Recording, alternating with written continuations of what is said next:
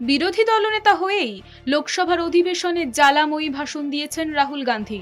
ধর্মীয় বিভাজন, প্রতিহিংসার রাজনীতি, দুর্নীতি, অগ্নিবীর প্রকল্পের বিরোধিতা, কৃষকদের জন্য ন্যূনতম সহায়ক মূল্য বৃদ্ধির দাবিতে সরব হয়েছেন তিনি।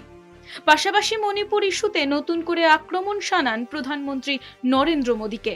কংগ্রেস সূত্রে খবর, শাসক শিবিরের অস্বস্তি বাড়িয়ে সোমবার 8ই জুলাই মণিপুরে সফরে যাচ্ছেন কংগ্রেস নেতা। লোকসভার ভাষণে রাহুল অভিযোগ করেন, বিজেপি সরকারের রাজনীতি মণিপুরকে গৃহযুদ্ধের দিকে ঠেলে দিয়েছে।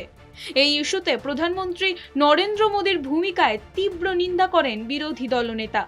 তিনি বলেন, কেন্দ্র এমন ভাব করছে যেন মণিপুরে কিছুই হয়নি।